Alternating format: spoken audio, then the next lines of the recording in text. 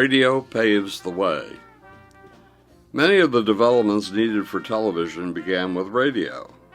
These included 1. The first comprehensive radio theory in 1865, 2. The theory's first proof in 1886. Radio waves were transmitted across a room, and these waves could carry information.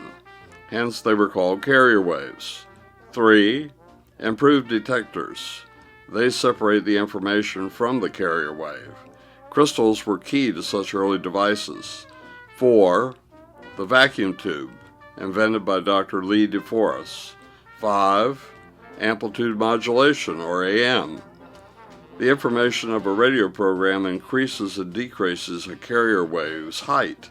Morse code was broadcast using AM, though speech and music eventually followed. Early television used AM for transmitting video. 6. The regenerative circuit to increase amplification. 7. The superheterodyne circuit to improve selectivity, the ability to pick stations out of noise, and the clutter of other broadcast signals.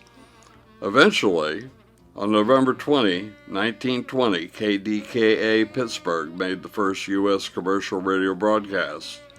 By 1925, radio was available throughout much of the United States. However, the rise of television needed just a few more steps. 1. FM, for frequency modulation, allowed low noise reception and improved fidelity. The sound of analog television used FM. The sound from modern television is digitally encoded. 2. First electronic television system by Philo T. Farnsworth. This was conceived in 1921 and first demonstrated on September 7 of 1927.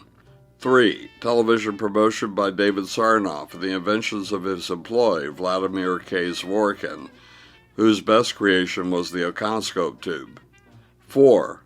The start of U.S. commercial television broadcasting. First, the W3XK, created by Charles Francis Jenkins.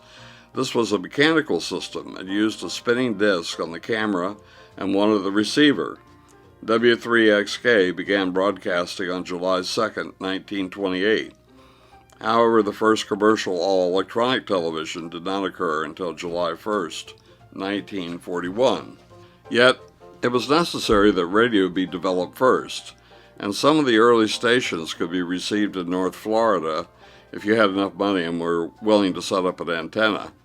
WDAE Tampa commenced operations May 15, 1922, and this was Florida's first commercial radio station. WSB Atlanta, Georgia was the first in that state, and began broadcasting on the same date as WDAE Tampa. People in North Florida listened to both these stations. It is hard to tell the first radio station actually located in North Florida, but certainly WTAL Tallahassee was one of them. They apparently began broadcasting on March 29, 1941 at 1310 kilohertz. This quickly changed to 1340 kilohertz. Yet a Tallahassee timeline indicates WTAL began in 1935.